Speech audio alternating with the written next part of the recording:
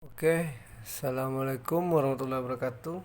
Jumpa lagi dengan saya Pak Edo dalam channel YouTube Fisika MIUSB Filanon Batam.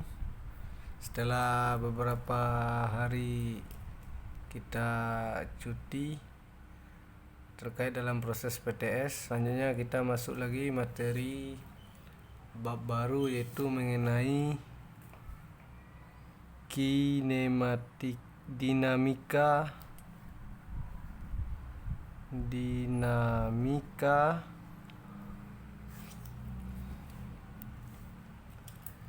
gerak lurus.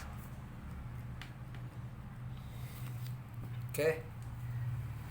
Jadi kita akan membahas tentang dinamika gerak lurus. Sebelum kita lanjut, kita harus tahu dulu apa itu dinamika. Dinamika ini merupakan salah satu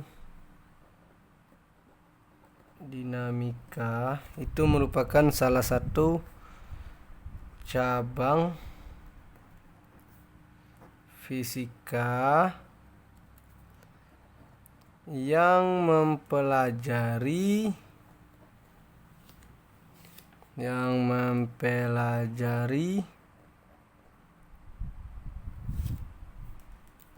gerak tanpa memperhitungkan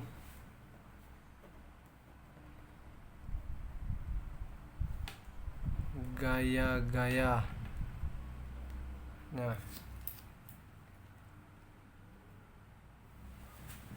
Nah, jadi dinamika itu adalah cabang fisika yang mempelajari gerak tanpa memperhitungkan gaya-gayanya. Oke, dalam dinamika itu ada beberapa besaran yang harus kita ketahui sebelum kita lanjut kepada proses dinamika. Itu ada besaran-besaran yang harus kalian ketahui. Yang pertama ada namanya di sini jarak. Jarak itu termasuk besaran dari dinamika, disimbolkan dengan S. Jarak itu adalah panjang lintasan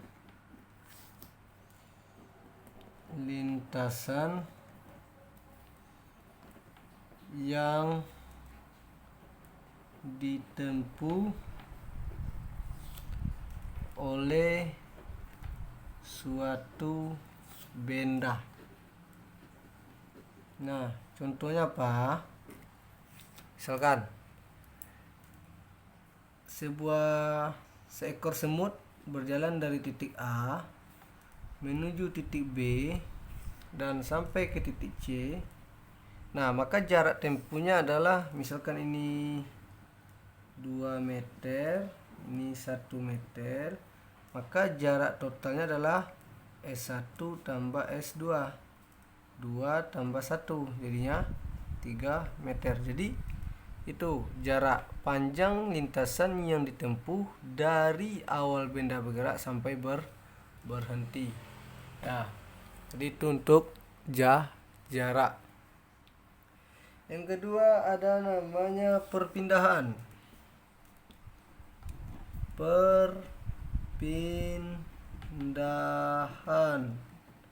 Nah, perpindahan di sini adalah perubahan posisi.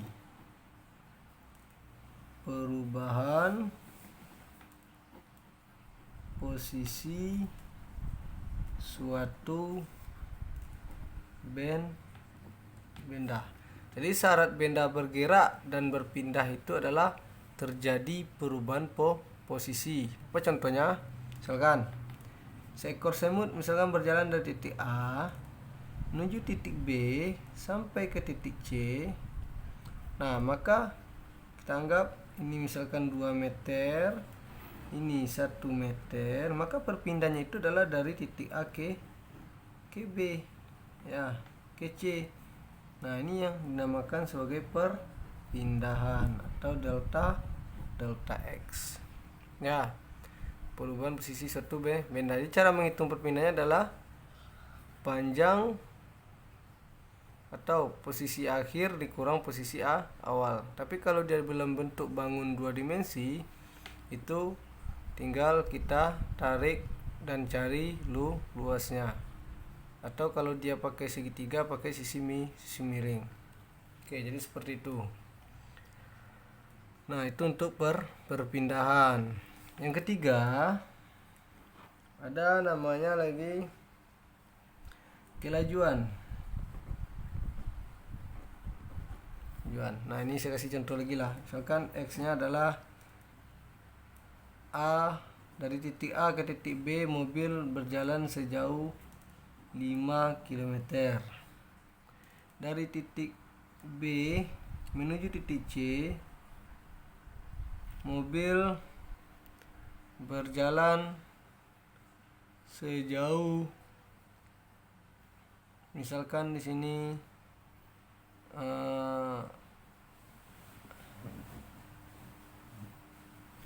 ini misalkan 6 kilo, sini 8 kilo, ini C. Misalkan kita disuruh menghitung perpindahan, maka perpindahan itu adalah panjang atau garis yang ditarik dari titik B dari C ke A. Kenapa? Karena titik ujung benda berhenti di C. Ya, jadi seperti itu. Berarti berapa perpindahannya? Kita pakai Pitagoras. Maka AC akar dari 6 kuadrat tambah 8 kuadrat akar 100. Maka perpindahannya adalah 10 km. Jadi seperti itu. Nah, kalau seandainya jarak berarti 6 kilo tambah 8 kilo kilometer. Oke, jadi seperti itu. Nah, selanjutnya kelajuan. Kelajuan itu adalah jarak yang ditempuh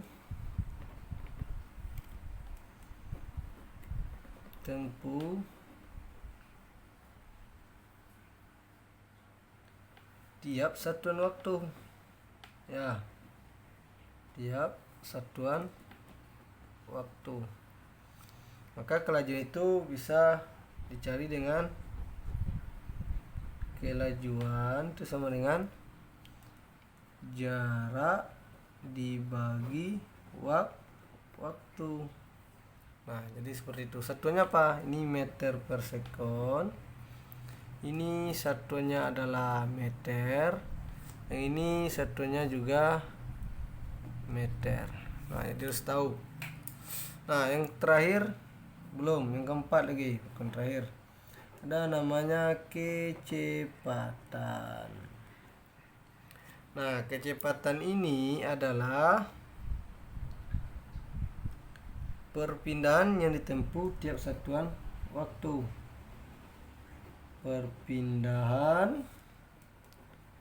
yang ditempuh tiap satuan waktu.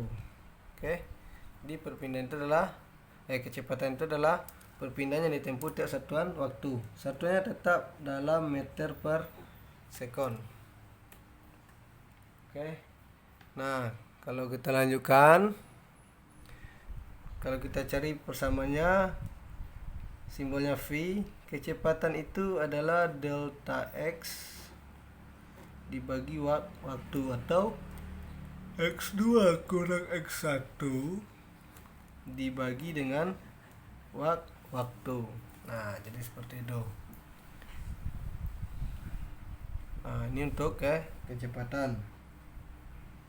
Kemudian ada lagi yang namanya kecepatan rata-rata. Oke, lanjutkan.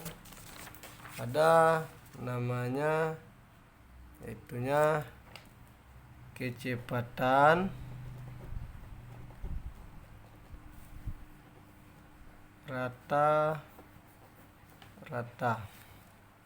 Nah, kecepatan rata-rata sama dengan kecepatan biasa, hanya bedanya adalah V itu sama dengan delta X bagi delta T. X2 kurang X1, T2 kurang T1. Itu untuk kecepatan rata-rata. Ya, kemudian ada namanya kelajuan rata-rata.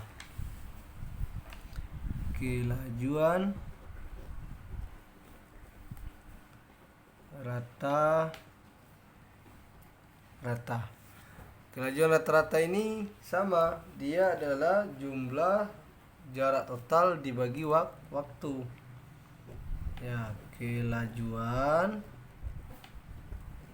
rata-rata itu adalah jumlah sama dengan jumlah jarak total dibagi dengan waktu. Nah, jadi seperti itu. Oke. Ini untuk kelajuan. Dan terakhir ada namanya lagi besarannya percepatan. Kalau percepatan adalah perubahan kecepatan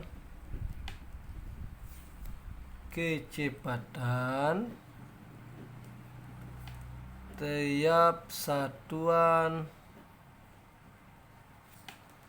waktu. Nah, jadi ada berapa besaran? Ada jarak perpindahan, kemudian ada kelajuan dan kecepatan, ada kecepatan rata-rata dan kelajuan rata-rata, kemudian ada namanya percepatan. Ini disimbolkan dengan A kecil, satunya adalah meter per sekon kuadrat. Ya, jadi seperti itu.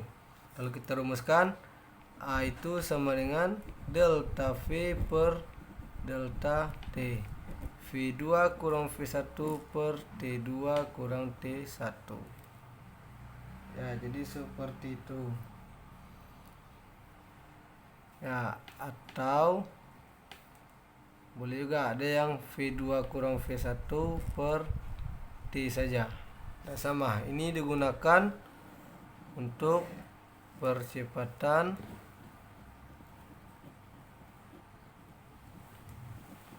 rata-rata. Ini digunakan untuk percepatan sesaat. Nah, ini. Jadi sebelum kita masuk kepada dinamika gerak lurusnya, kalian harus paham dulu besaran-besarnya apa. Di bukunya juga sudah ada. Jadi harus kalian pahami dulu dasarnya itu seperti apa. Apa itu percepatan, apa itu kecepatan, apa itu kelajuan, apa itu jarak, dan apa itu perpindahan. Oke, kita masuk lagi ke dinamika gerak lurusnya. Coba lihat. Dinamika gerak lurus itu ada namanya, dalam itu geraknya, dinamika itu ya, dinamika itu ada yang pertama namanya GLB atau gerak lurus beraturan. Ya, gerak lurus beraturan. Mungkin udah belajar juga di SMP kan. Nah, sebelum kita masuk ke persamaan, kita harus tahu dulu syarat benda dikatakan gerak lurus beraturan. Dia ada syaratnya. Yang pertama, kecepatannya sama dengan konstan. Ya, kecepatannya konstan. Yang kedua, percepatannya sama dengan 0. Ya. Kemudian lintasannya berupa garis lurus. Nah, jadi seperti itu. Ini aja kuncinya 2 nih. Ya, kalau kita gambarkan kurvanya, nah grafiknya GLB kecepatan terhadap waktu. Nah, grafiknya itu seperti ini. Kalau kecepatan berarti sini V satunya meter per sekon, sini T ada sekon. Nah, kalau dia grafiknya V-nya tetap, di sini pada GLB kita tahu syarat benda dikatakan gerak lurus beraturan, dia adalah memiliki kecepatan yang konstan. Artinya apa? Kalau kecepatannya 2 dari awal dia bergerak sampai akhir dia akan tetap 2. Itu yang dinamakan dengan GLB, gerak lurus beraturan. Kalau kita gambarkan grafiknya, misalkan ini V-nya, ini V0, maka grafiknya seperti ini sampai ke bawah, datar dia konstan. Nah, kalau dia artinya apa? Kalau dalam waktu 1 desekon, kita anggap ini dia 4 aja kecepatannya. Ya, pada saat waktu 1 sekon kecepatannya 4. Itu cara membacanya. Kemudian pada saat waktunya 2 sekon kecepatannya masih 4. Pada saat waktunya 3 sekon kecepatannya masih 4. Pada saat dia 4 sekon kecepatannya masih 4 juga. Nah, itu yang dinamakan dia V-nya itu konstan. Nah, itu grafiknya. Itu untuk GLB. Selanjutnya ada namanya lagi grafik jarak terhadap waktu. Ini pada GLB juga. Caranya gimana gambarnya? Ini grafiknya S, ini grafiknya T. Ketika dia mulai berjalan, maka grafiknya itu kalau pada GLBB dia membentuk ini grafik jarak terhadap waktu ya, atau perpindahan. Nah, karena dia tidak konstan, di sini membentuk biasanya theta. Jadi seperti itu. Oke. Jika posisi bendanya ada S0, nah, sedikit lagi. Jika posisi benda ada S0,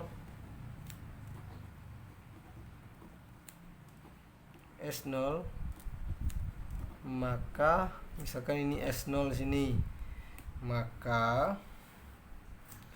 jarak total dapat dicari dengan S0 ditambah V kali T. Nah, nih itu jika posisi benda dimulai dari S0. Jadi seperti itu. Ini untuk GLB. Nah, jadi untuk GLB dia tidak terlalu sulit, simpel aja. Oke, selanjutnya yang kedua ada namanya GLBB. Nah, GLBB lagi. Ada namanya yang kedua itu GLBB atau gerak lurus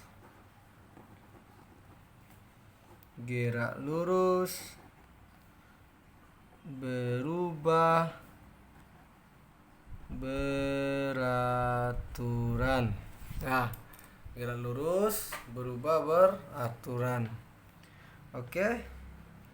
Pada GLBB seperti tadi, kita harus tahu juga syaratnya itu apa. Nah, syarat GLBB atau gerak lurus berubah beraturan itu yang pertama adalah percepatannya sama dengan konstan. Kecepatannya tidak sama dengan 0. Nah, itu GLBB. Nah, kalau kita bawakan ke grafiknya, grafik GLBB,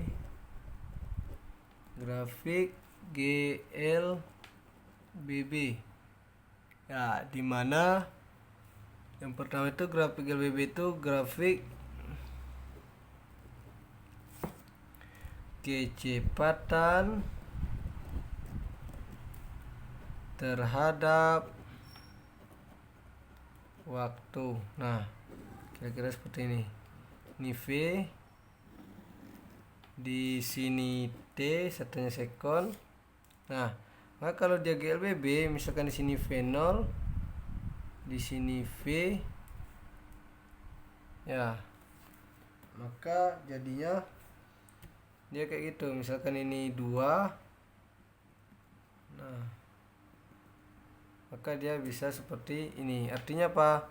V dikurang V0. Nah itu, jadi sebenarnya dasarnya percepatan itu adalah perubahan kecepatan. Nah jadi kalau kecepatannya nggak berubah, berarti dia tidak ada percepatan. Nah kemudian ada lagi namanya grafik jarak terhadap waktu.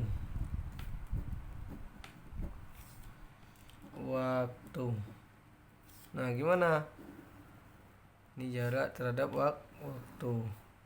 Ini T, ini S dalam meter, T dalam sekon. Nah kalau jarak terhadap waktu, dia kurvanya melengkung kayak gini. Ya, kurvanya malah melengkung. Jadi seperti itu. Nah kalau seandainya, nah ini yang saya ajarkan ini baru GLBB. Nah ini semua, ini baru GLBB dipercepat. Nah kalau GLBB nya diperlambat, gimana dia? Nanti grafik itu kebalikan dari grafik GLBB dipercepat. Jadi seperti itu.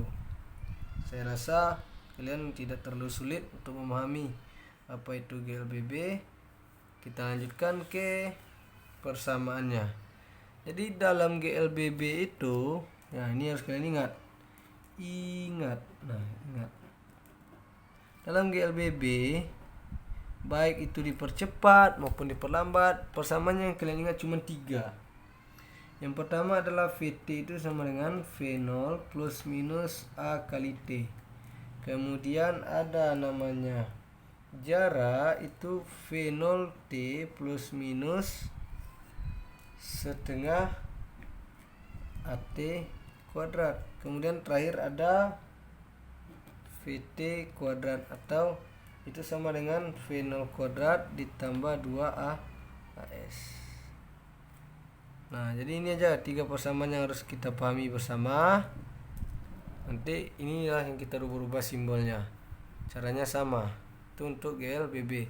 Nah yang harus diingat lagi, tanda positif dipakai jika GLBB dipercepat. Tanda negatif itu adalah jika GLBB diperlambat atau terjadi penurunan percepatan. Nah jadi seperti itu. Nah bagaimana kalau seandainya GLBB nya diperlambat? Ya tinggal ganti aja. Kalau GLBB nya diperlambat, misalkan GLBB diperlambat, nah maka kita tinggal ganti aja. Untuk VT nya itu dengan V0 dikurang A kali T.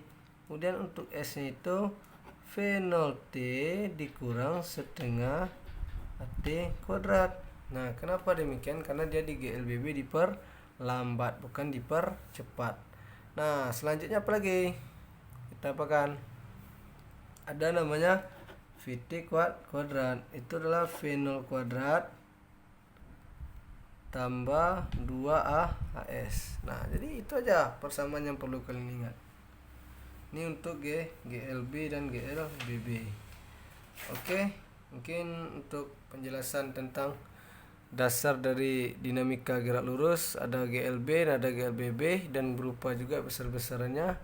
Kita cukupkan dulu sampai di sini. Nantikan di video selanjutnya contoh soalnya.